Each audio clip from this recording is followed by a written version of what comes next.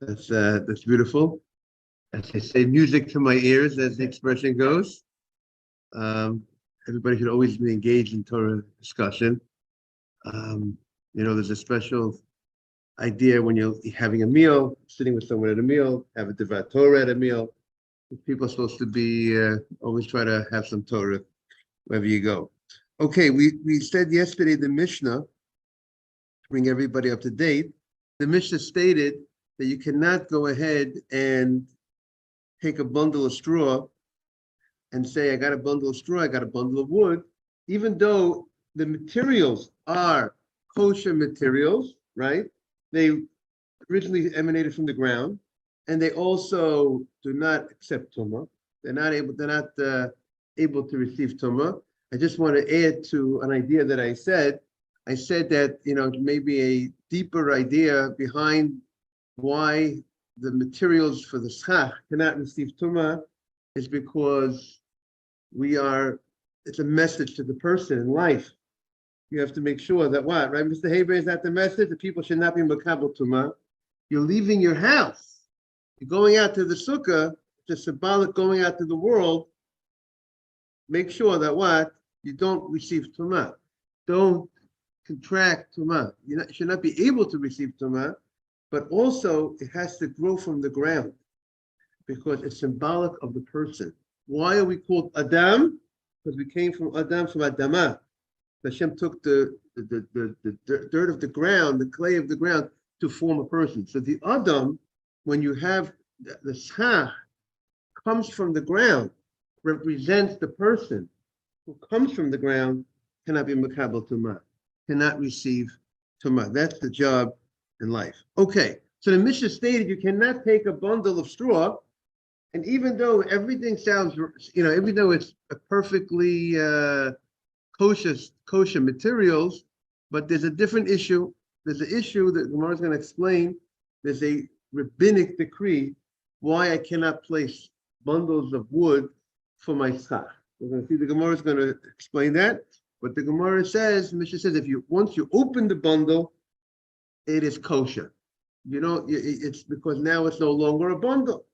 And we said yesterday, one of the commentators explained, and we're not requiring you to move around every piece of that bundle, even though when we spoke about the vine, the thing I overheard you talking about, if you place the vine on top of the sukkah, and then you which is not kosher because it's attached to the ground, when you place it, but then subsequently you cut it, then you have to move every piece. That's the halacha, that's the conclusion. But nevertheless, here is different. And one of the Rishonim explained, because, at least according to that Rishon, it seems that might be the halacha, it looks like, that because since the prohibition of the bundle is a rabbinic prohibition, so that technically the Succah is 100% kosher on a Torah level, they didn't require you to do more than just untying it. Now it's ready, and therefore they didn't require you to. However, when the placement of the Succah was invalid on a Torah level, then you have to replace the whole thing. Yeah, okay. Amar Rav Yaakov. Is that clear? That's Amar Rav Yaakov. Rav Yaakov says the following. We're in the Gemara now on Yud Beis Amar Aleph. Adam, if you want us into the group that we're on, thank you very much. Yud Beis Amar Aleph. 12a2. 12a2, where it says Gemara. And also the Mishnah stated that these bundles of wood or bundles of reeds can be used for the walls of the sukkah. Then it does not disqualify, it's not a problem to use it for the walls of the sukkah. Okay, so now the Gemara says, Amar Rav Yaakov. So Rav Yaakov said the following. Shamat minei Rav Yochanan Karti. Good morning, Jaime. Good morning, Rabbi. We are on Yud Beis Amar Aleph. We're on 12a2, the art scroll, where it says Gemara. 12a2, which is Gemara. Amar Rav Yaakov. Shamat minei Rav Yochanan Karti. I heard two teachings from Rabbi Yochanan regarding reasons for laws that are stated in the Mishnah, in this Mishnah and a Mishnah close by. Chada, I heard a reason, as remember, many times the Mishnah most of the time the Mishnah does not tell us the reason for the law. The Mishnah is very concise. And that usually we need the Gemara to elaborate and explain and give the details for the law. And by the way, the Rambam got himself a little in trouble. Because the Rambam, when he wrote his famous Mishnah Torah, Halacha Sefer, he did not give sources. He just gave law. And therefore, people criticized him by saying that you have to show you have to show your work, so to speak. Where did you get it from? And which is source. So subsequently, great rabbis wrote the sources for the laws of the Rambam on the Shulchan Aruch. One of the most famous commentators is the Kesef Mishneh, who is Rabbi Yosef Cairo, the famous author of the Shulchan Aruch, Moron HaMachaber. He wrote a commentary called Kesef Mishneh, the silver of the Mishnah. This is the source. The sources of the laws of the Rambam, and also there was someone called author called Magid Mishnah. I'll tell you the source, which means I'll tell you the source for the halacha. So here comes the Gemara to try to explain. And by the way, the Rambam himself writes all the mitzvot of the Torah. It's very important. Every person should try to delve in to try to understand to the best of their ability what is the reasons for the mitzvot of the Torah. Every mitzvah of the Torah has a reason. Even the mitzvot that you don't understand at face value, there's reasons, and you have to look at the Torah not as a closed sefer, which you don't understand. It's just everything. It's just everything looks like a hope. Many things look like just don't know. It's just follow without trying to understand, and therefore, it's very important to try to understand what's behind it, and it gives a lot of flavor and meaning, and also for the next generation. As the Sefer Chinuch wrote. That he wrote a sefer called the Sefer Chinuch. It's a very famous set. They have it on the shelf here in the shul. It's a 5-volume set where he says, I'm writing the sefer for my son and his friends, where he explains the mitzvah, reason for every mitzvah. He tries to explain that his son and his friends should realize and appreciate the mitzvot more. He wrote that maybe 600 years ago. Good morning, Mr. Bitesh.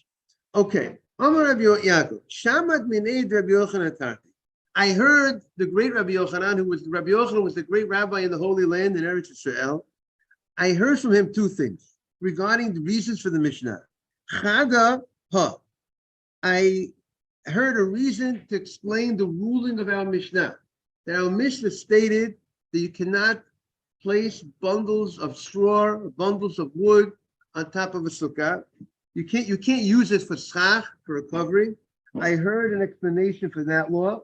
V'idoch, and I heard an explanation for a different law in an upcoming Mishnah in Hachotik Begadish. If someone went ahead and had a pile of grain, and nice pile of grain, and then he went ahead and he cut from the bottom of the pile, he cut out the bottom of the pile of the grain, and he was left with walls, he was left with the ceiling, and he was left with an area that's sufficient for a sukkah. The height was 10 tvachim high. It was 7 tvachim by 7 tvachim, all the dimensions of the sukkah, but he said, and that's not kosher. The Mishnah says if you cut the inside of something that was a pile of grain, it's not kosher. And I heard the reason for that, and I'm not sure which is the reason for which Mishnah and so on. The Gemara will explain. Hachot ve'idach hachotei Gemara Yehuda. Hachotei begadish la'asas l'sukkah. If someone cut in a pile of grain and he took out the lower sheaves, the lower part of the pile, la'asas l'sukkah. He wanted to make a sukkah. He wanted to make himself a little hut, and he did that. And it ain't a sukkah, not a kosher sukkah. And chada mishum gzerat otzar. One of these two cases. So we have two cases on the table. Morning, Simon. We got two cases on the table. One, the case of the Mishnah, when you want to use bundles of straw for schach. Case one. Case two, I have a pile of grain, a nice full pile of grain, and I want to cut inside take out the lower end of the pile and create a sukkah. Both cases, the Mishnah said that it's no good. One has a biblical invalidation. On a Torah level, it's no good. And one is on a rabbinic level. And I'm not sure which one has the biblical is not good on a Torah level. It's invalid on a Torah level. And I'm not sure which one is invalid on what on a rabbinic level. And so you could say, Rabbi, what's the difference if it's invalid on a Torah level, invalid on a rabbinic level? It's no good.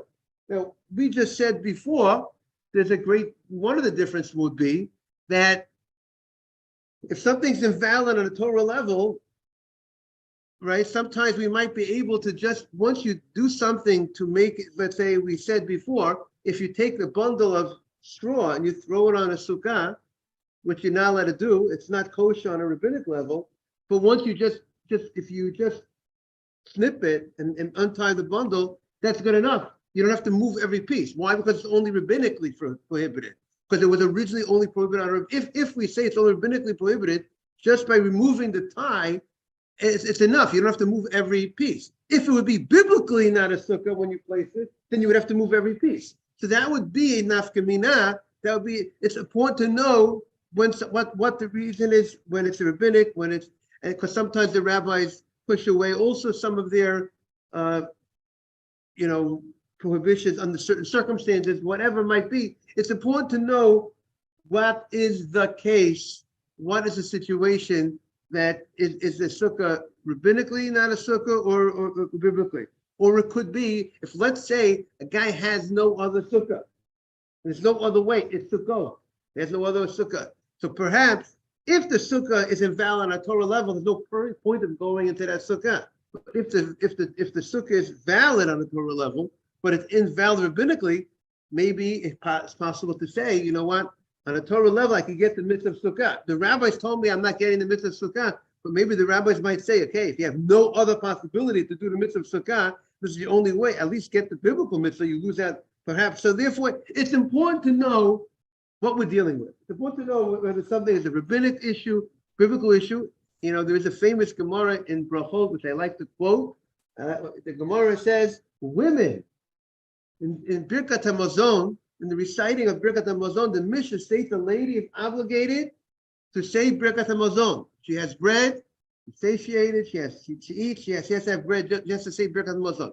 The Gemara has a question, is the obligation of women min Torah or Rabbanan? It says, no, there's a Mishnah Brachot, I think a daf chaf. Women are chayav to say Birkat HaMazon, right? The girls go to yeshiva, they learn about it. They have to go and say Birkat HaMazon, right, Mr. Haber? Women have to say Birkat HaMazon. The question is it biblical or rabbinic? So the Gemara asks, L'may nafka minah? What's the difference? They got to do it anyways. And that should be the attitude. Rabbinic law, Torah law, we got to do it. So the Gemara says the difference would be if a lady and a man, let's say, okay, it's a husband and a wife ate, and let's say the husband says, maybe could you say the Birkat HaMazon for me? Can she say the Birkat HaMazon for the husband? If she's obligated like the husband's obligated in the Torah, so she can say the Birkat HaMazon for him.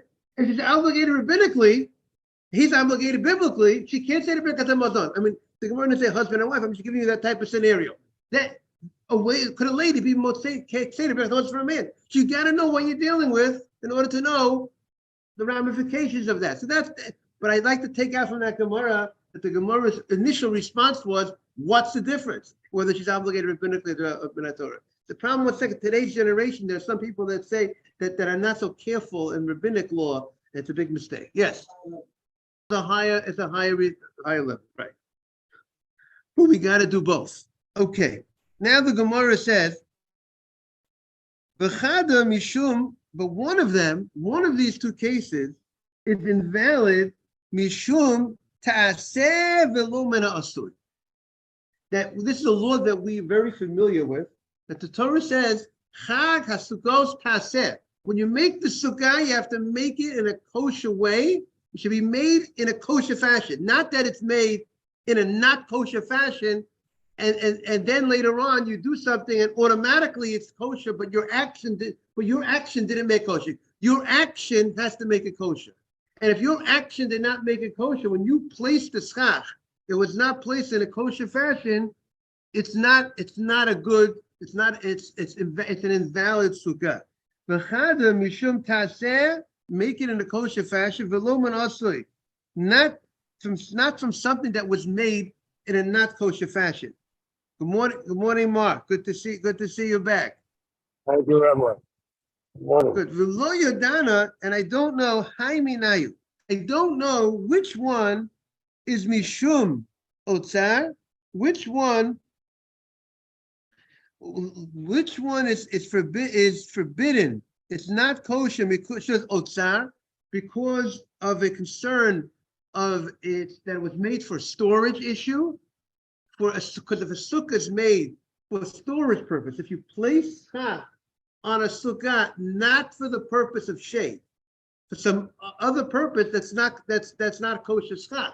The schach has to be made. The purpose of the covering, right, Simon, of the schach has to be for sukkah is a shelter, is protection from the sun. But if it's made for some other purpose, if it's made for just storage, I just put this on top of this hut just to store there, or I go into a place. If I go into a storage area, if I go into a hut that was made for the purpose of storage, not for the purpose of what? Of shade, that's not a kosher sukkah. What do you say? Your attention is key, and therefore one of them is invalid rabbinically, because if you're going to allow this, then people will come to go to the wrong type of sukkah.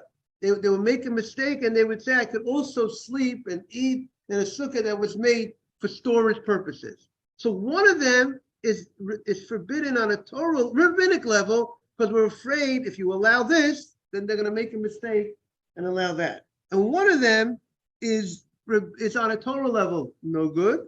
One is v'lo yadana haiminayu mishum otzar v'haiminayu mishum tasev lo manosu. I don't know which one which is the reason for the invalidation by this one. What's the reason for this one? What's the reason for that one? Just to bring Mark up to date.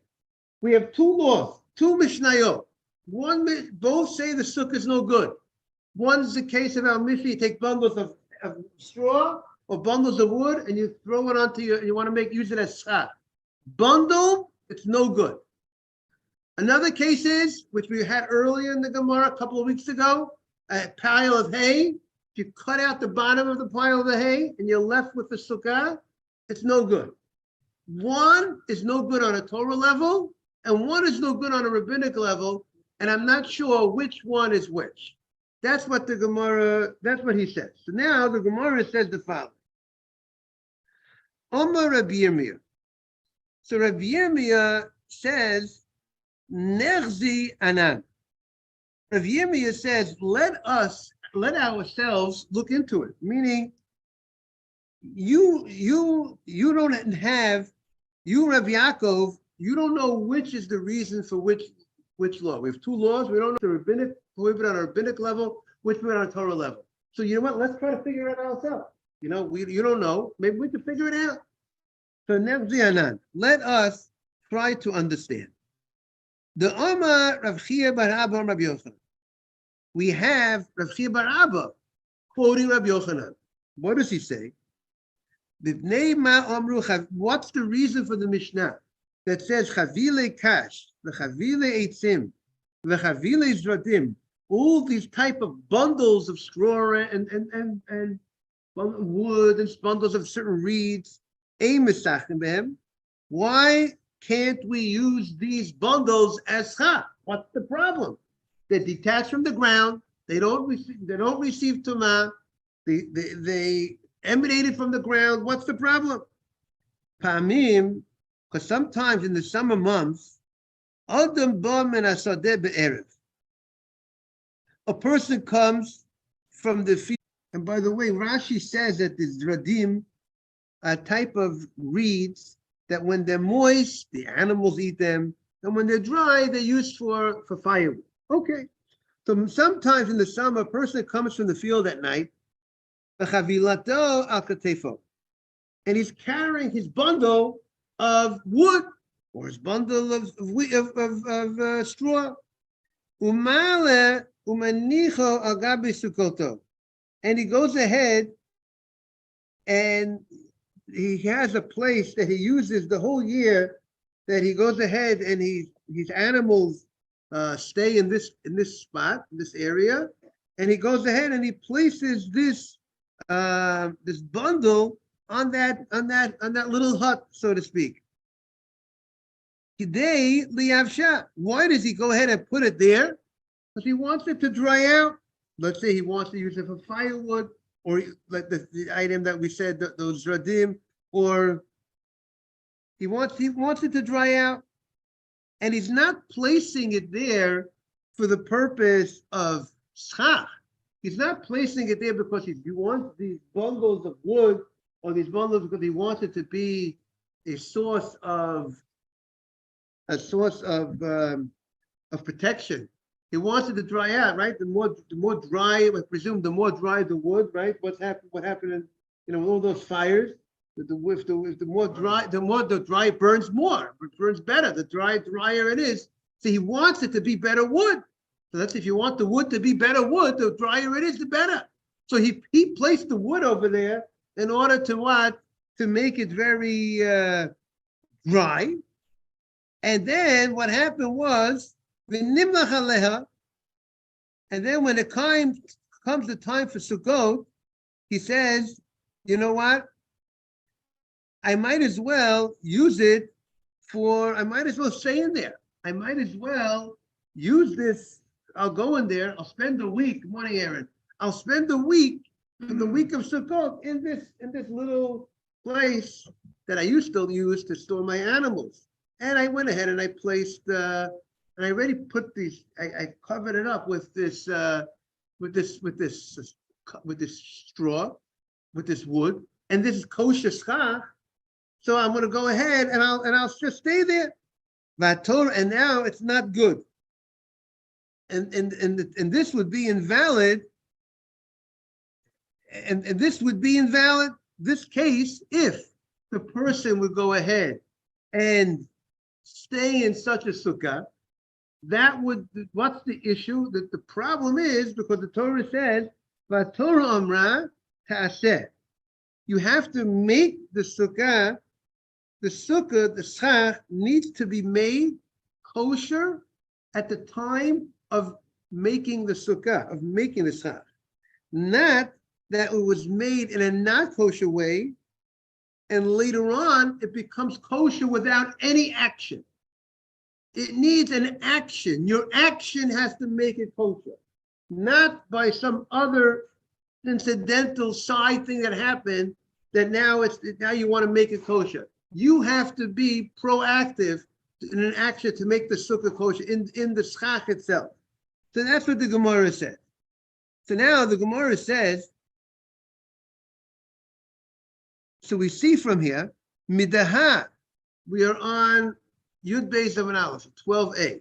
Midaha mishum zeret otzar, since that one is right over here, we got also large size, small size, we got multiple opportunities. Yes. Midaha mishum zeret otzar. So since this case, he identified the case of the Mishnah, the issue, the concern of the Mishnah is a gzeirah, is a rabbinic law to protect from the case when it originally wasn't made for the purpose of schach, right? This says that I can't use this bundle and now place the bundle on top of the sukkah for schach, which technically I'm making it properly. I'm placing it for schach, so if on a Torah level, it's a perfect sukkah. I'm taking wood, a bundle of wood, and I'm placing on the sukkah on top of the sukkah of the hut for the purpose of schach. But there's a rabbinic concern that if I allow that, then they're gonna make a mistake and make a not kosher sukkah on a Torah level. So therefore, we're gonna invalidate this on a rabbinic level to protect the Torah, and that's the job of the rabbis. The job of the rabbis, what do? They create rabbinic law, rabbinic fences to make sure we won't come to violate the Holy Torah. Therefore, we're not going to handle pens on Shabbat because we might come to write with the pen on Shabbat, right? That's one of the idea of Mukseh. The Rabbanan create laws, fences to ensure that we don't violate the Torah prohibition. Okay. So the Gemara says, Rav Yaakov, so Rabbi Yaakov, again, Midaha Mishum Zeret Otza, and since this law, the issue is Zeret Otza, good morning, good to see you. It's because that we're afraid of, we have to make a decree to protect the situation when you use when it was placed there for storage purposes, not for coverage, not for schach purposes, the case of cutting out the bottom of the pile of hay, the case of the gadish, that's mishum taseh v'lo min asur. That's the Torah problem. It'll be invalid on a Torah law. If you go ahead and you have a pile of hay, has a certain height and a certain width, and you cut out the bottom of the hay, so now what you're left with the cover, the schach is now, you now have schach. But when the ceiling of the sukkah was made, it wasn't made in a kosher fashion because it was part of a pile of hay. It's not a kosher schach. It's not schach. It wasn't made at all. So it wasn't kosher. And now by cutting out the bottom of the pile, now you're left with the ceiling, but the ceiling, the schach, wasn't made in a kosher fashion. So therefore, it is invalid on a Torah level. So the Gemara says, Rav Yaakov, who opened up the Gemara today by saying, I don't know which one is not good on a Torah level, which one is not good on a rabbinic level. Why does he have a question? It's very clear from the last statement that Rav Abba said in the name of Yochanan, good morning, Mark, that it's very clear that the Mishnah is a rabbinic concern. So the Gemara says, Rav Yaakov, the Rav Chia bar Abba lo shmi'aleh. I did not hear that explanation of Chia bar Abba because I did not hear it. I didn't know it, and therefore I wasn't sure. Now that you showed me how he explained the reason for the Mishnah, so now I agree. That's clearly our Mishnah is a rabbinic protection to ensure that people won't use the ceiling that was made originally not for the purpose of schach, not for the purpose of protecting from the sun, but rather for some storage issue. Now the Gemara says, Amar Rav Ashi. Rav Ashi, we are on the first wide line. Then we start the bottom, 4 lines from the bottom and the first of the wide lines. Amar Rav Ashi, 12A3 on the right side. Amar Rav Ashi. Rav Ashi says, Atu chavile kash v'chavile eitzim mishum gzeirat otzeika. You're telling me that the case of the bundles of straw and the bundles of wood, the issue is only a rabbinic concern, a rabbinic protection, but there's no biblical concern. And in this case, there's no biblical invalidation, it's only rabbinic invalidation. You're telling me there's no possibility of a biblical prohibition here? And similarly, the case of cutting out in the pile of the hay, when you cut out the bottom and you're left with the top, it only has a biblical issue. There's no mishum zeret otzeleka. There's no rabbinic concern. Why are we saying that in this case it's only a biblical issue and this case only a rabbinic issue? I can show you that there could be a biblical issue in both cases and a rabbinic issue in both cases. So why is it, what's compelling that, the rabbi made a statement. The rabbi made a statement, he went on record and he said, you know what? This law of the Mishnah is rabbinically prohibited. That law of that Mishnah is Torah, is biblically. One is rabbinic, one is Torah. So the rabbi identified which one is which. The rabbi said that the Mishnah putting on the hay, taking hay, it's not hay, taking straw, taking hay, hanging it on putting a pile of hay, right? Putting it on top of the sukkah, pile of wood. If a bundle of wood is rabbinically problem, I want to take a bundle of wood, I want to have bundles and I want to place them in the sukkah, rabbinically prohibited. Excellent. A bundle is tied, and there's a question: how many pieces is considered a bundle? Loose is not a bundle. It has to be either three, Rashi says 3 pieces of wood is a bundle. Tosfos brings Yerushalmi 25, minimum of 25 pieces. Because, and that seems to be the halacha, like Tosfos. Because less than 25, people don't usually store away, don't usually place to dry out. Usually if you place, when you want, the concern that our Gemara says is maybe if you're gonna allow this, then they might use a bundle that was used to dry. How many pieces do you usually have in a bundle that you would place to dry? That's minimum of 25. So therefore, the bundle is rabbinic, and cutting the hole it's biblical.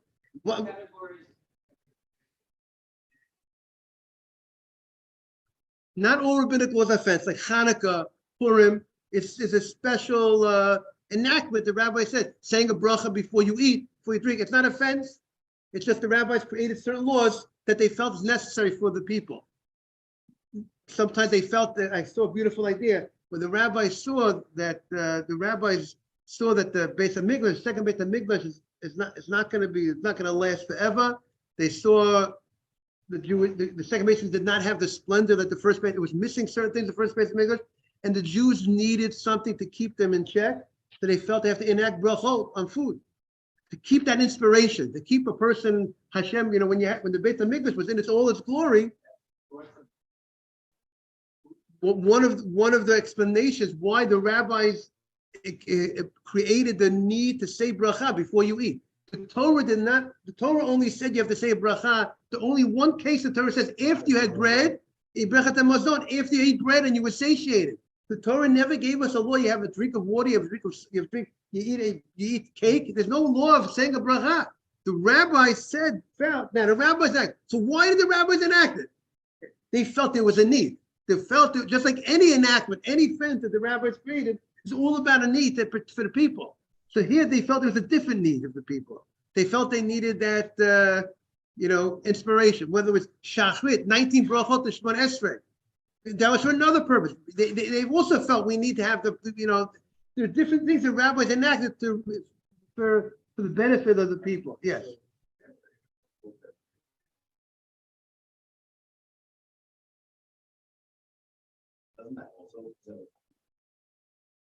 I mean, presume you'll have other spots. If you leave other areas in the Sukkah that rain could come through, it's not considered, that would be fine. Yes. Mark, you want to say something? Morning, Dr. Navid. Okay. So now Rashi, let's take a look at the Rashi. He's going to explain the Gemara's question. Look at the Rashi, Amar Rav Ashi. The Rashi is about 8 lines from the bottom.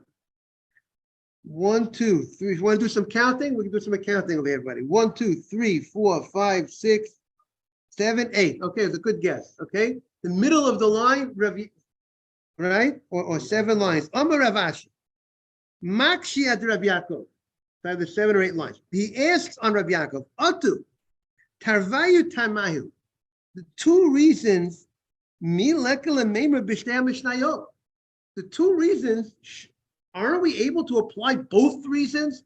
The rabbinic concern, the biblical concern to both Mishnayot? What's compelling the rabbi to say this one is only on a rabbinic level? The issue is this one. What did you say? Atu, is it so? Atu, is it? Atu, you're right. Atu Tavayu is Tavayu are both. Atu Tavayu Tamei. Maybe they'll give you a better. Let's see if they have a better, nicer interpret. Let's see way in English. Let's see how they want to say it. Unless that's only the Rashi.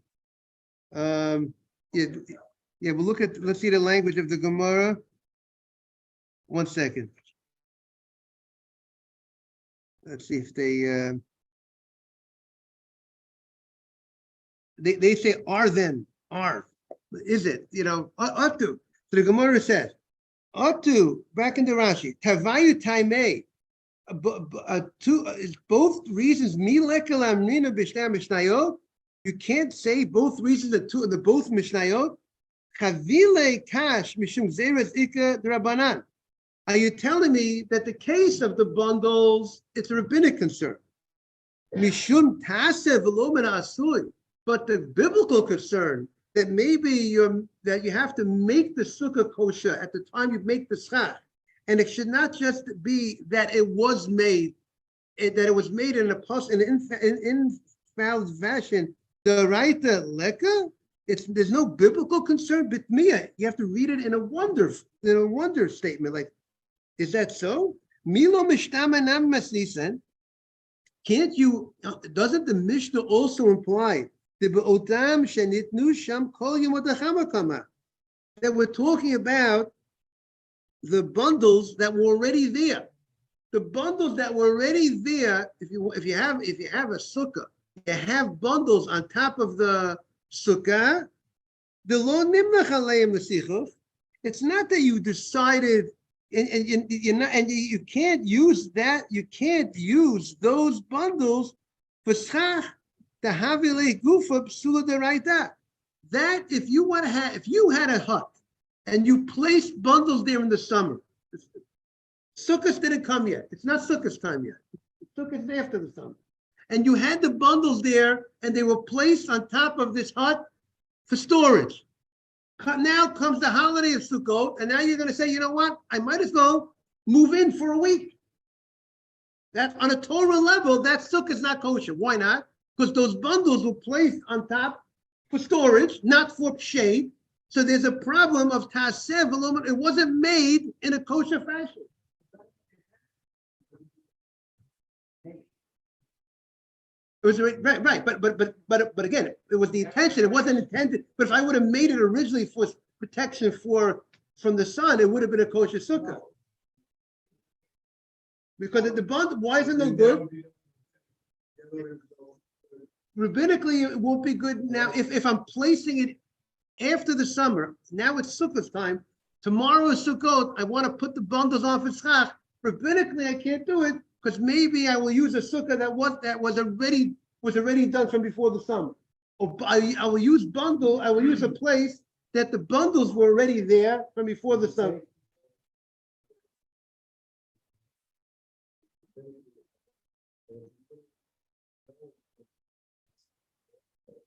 Right, exactly. If it wasn't done for shade, exactly. Right, exactly. But how do we know? Even as well. What kind of intent? For shade? Or was the bundle for shade, or was the bundle there to dry out? Right. The idea of a bundle, because bundle, it's very common. People place bundles to dry out. When you place it to dry out, or you place it for shade. But if it's already dry, it's already there when you placed it on. When you place it, the day you place it, the moment you place it, what was the intention? Why did you place it there? It's true. It's already dry, but since it was already placed there, the time you placed it, it was placed not in a kosher fashion. Meaning, if you go ahead.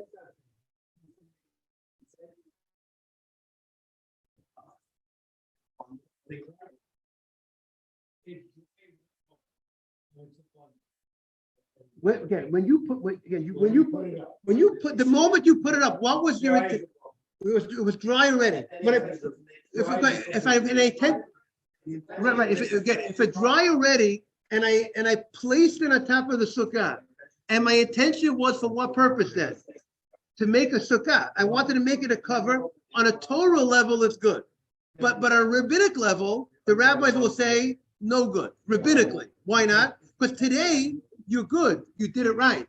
But if you stay in such a sukkah, tomorrow, next year, you might use a sukkah that the bundle was placed originally before it was dried out. And it was placed there not kosher, not for the intent of what? Of schach, not for storage purposes. So the rabbis are very concerned. Everything looks exactly the same. This is a bundle, that's a bundle. Happens to be that today, you're placing the bundle post that it was dry, and yesterday the post that the bundle was placed before it was dried. And if you're going to allow the bundle placing, I'm going to place today, this bundle, I'm going to put on the sukkah right now, this bundle now, and you're gonna allow that to be a kosher sukkah even rabbinically, the next year I'm gonna go ahead and I'm gonna have, I'll just move into my place that I placed the bundle 2 or 3 weeks beforehand. I'll just move in for the week. And that placement was invalid because it was not a kosher placement because my intention was not to protect from the sun.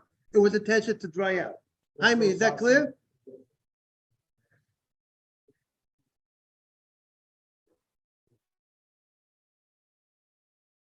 Yeah. Also, Right. Also be part of the rabbinic concern.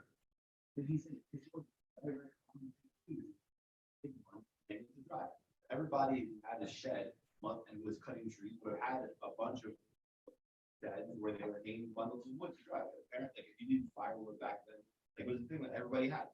So the issue was, it's just like, it's too common, and to protect yourself. And the rabbi said, in order to protect people thinking, oh, I have this bundle that like already, might as well use it. And even if they saw like somebody who knew the halacha and like only put the bundles up to the stuff, and like you said, that people would see it and be like, ah, it's okay, use the bundles, I'll use my bundles. Very good. You can build a sukkah very early with the intention. Again, you have the right intention. If you're intending to build it for the purpose of sukkah, it should be good as early as you want. 3 months before, we'll look at the halacha. Do you have to move anything or not? But definitely, you made a sukkah with the intention. I'm an early bird. I'm making my sukkah 3 months in advance. Sounds good. Right, sukkah year round, you might need to move there. You might have to see how much you have to move or whatever. But if you want to make a sukkah 3 months before Sukkot, you're good. With the intention, you made the intention to have for the purpose of what? Of sukkah. The big issue is when you're not attending, for sukkah, right? For mitzvah sukkah, or you start moving in. See, if you would move into a sukkah months before, then maybe that's already your house. So you have to make sure there's a concept that this is for the purpose of sukkah. Now we see you in a sukkah that you're leaving your house. You go into your sukkah. Not if you live in a sukkah all year long. That would be a problem. So you cut these bundles. If you cut these bundles, and man, what do you mean? You play the bundles are already cut. They're up there already from before. You would have to move. You would have to move them. You would have to move all those bundles. Oh, wait a second. Moving was not enough because it's still bundled, right? If you cut it, the Mishnah says it's kosher.